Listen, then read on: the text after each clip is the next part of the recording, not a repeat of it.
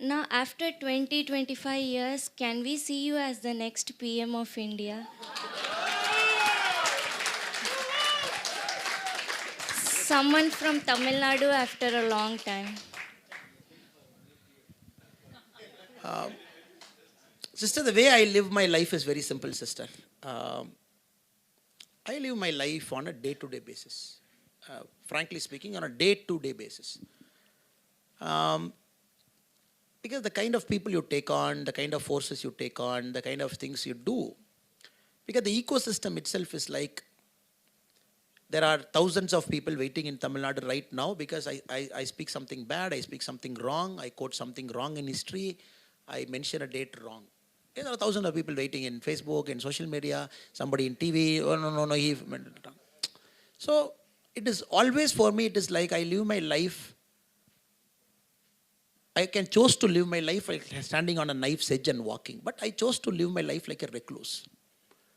Meaning there is nothing more to lose. There is nothing more to gain also. Look at the larger dharmic picture. Go there, completely surrender yourself and do things the way your heart is telling you to do. And wherever this takes you, I never wanted to be a politician. Never. I hated getting into politics because I've seen politics very close. 10 years as a cop. In my book I've written what kind of politicians have dealt, the underhand things they do. And for me, politics is strict no. Strict no. When I resigned also, my wife purposefully asked me, are you sure you will not get into politics? I said, no.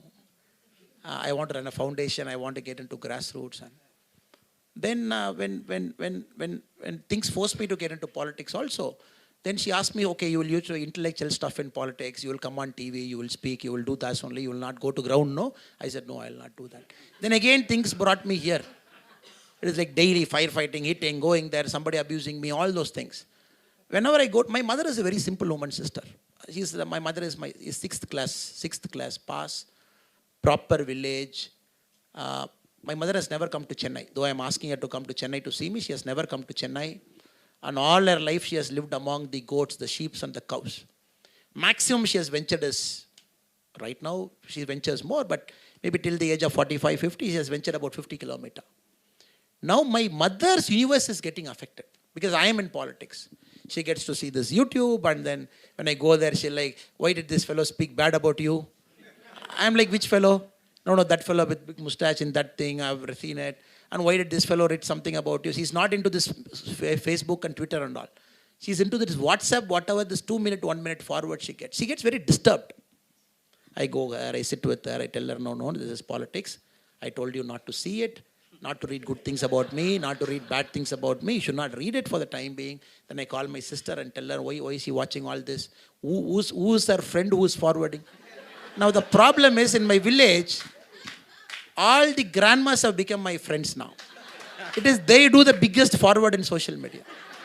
I'm like, election time I've seen, again I go, I said, Party, why are you doing? அது தம்பி ஒரு 2 நிமிஷம் வாட்ஸ்அப்பில் வந்துச்சுப்பா, இதுக்காகவே பேரங்கிட்ட சொல்லி வாட்ஸ்அப்பை download பண்ணி 10 பேருக்கு அனுப்புறதுன்னு. Now, their whole universe is affected. It's a simple, quiet life. Political attacks on me. My mother is worried, what is he going to say?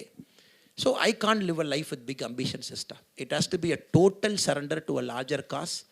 Total surrender to the Panchabhuta. That is the only way, else I go mad. The kind of things I'm forced to see, I go mad. And I just train my mind, see that, don't allow any things. Sometimes you happen to stand in a crowd of 50,000, 60,000, 70,000 people clap cheering. For me, it's a question of front 10 people. My mind only sees the front 10.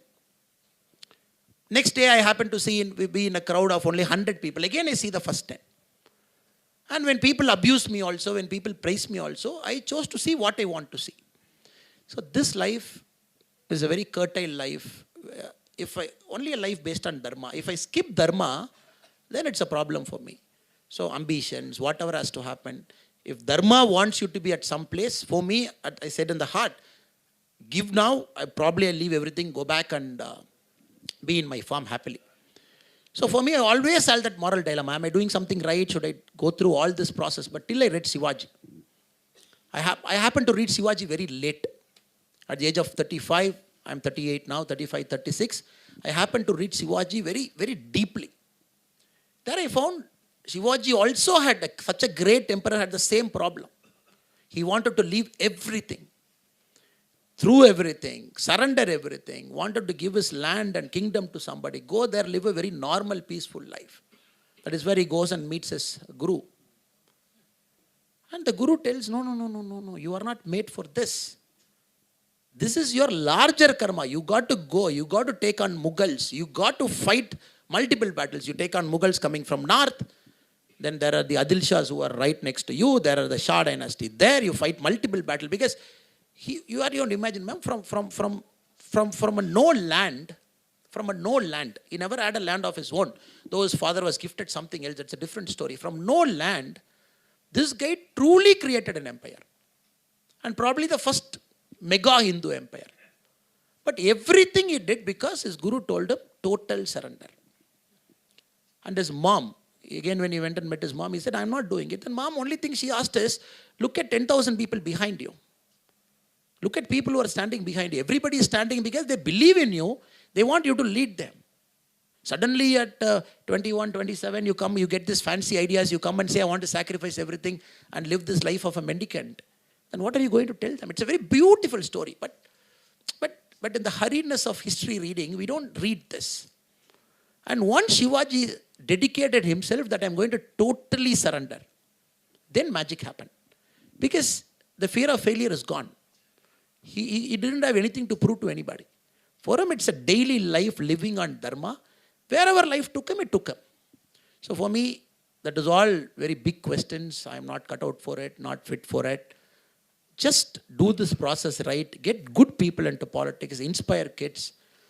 Make people of virtuous quality to come to power. Whoever is sitting in power, make sure we build that thing. Virtuous quality. People who become an MLA in our party also should have that virtuous quality. Even they are becoming a councillor should have that virtuous quality. Somebody becoming CM from our party should have that virtuous. Same when we trace back to Narendra Modiji's life, he also had the same problem. That is why I equated Marthandavarman to Shivaji. Narendra Modiji. 1950 born, 19 he came out of his house, he went to RSS Shaka, told his father, again roamed around India, came back to his mother, stayed for one night, ate food, told his mother, I'm leaving. That's it, I'm done. I'm going to join RSS. Then again RSS, he was not sure whether he's doing the right thing. I'm dedicating myself to an organization, to a larger cause. Went to Ramakrishna Mission, not once, twice. Both the time he told the Ramakrishna Mission, I'm leaving everything, I'm coming and joining this mission as a monk. Accept. Both the times, the same monk, a senior monk told him, no, your karma is different. You got to go back, join the organization, face the internal politics, take on everybody. Life has somehow created something for you. Age of 35, which is 1985, BJP wanted somebody from the RSS. He was deputed from RSS to BJP. 95 he went in, started building the party. 97, the whole Gujarat BJP did not want Narendra Modi in Gujarat. That's a record, that's a fact. They didn't want Narendra Modi ji to be in Gujarat. 97, he came out of Gujarat. The 2001, the same land wanted him to come back as Chief Minister of Gujarat. Now rest is history. We are looking at 156, 160, 80%. That is all built by one man who chose to sacrifice, surrender to a larger cause. We are enjoying the fruits of benefit now. The party is enjoying his sacrifice, his fruits of benefit. So you see this great people, madam, somehow they actually don't want to do what they are doing. Not I am calling Vikram as great, not I am calling Sudha madam as great. They are very normal, simple people, all of us are. But it is, let us surrender ourselves to life, nature. And nature knows where it has to take you. And where it takes you, wherever it takes you, it wants you to be completely switch the cycle and want you to live a normal life. That's your karma, you have to live it.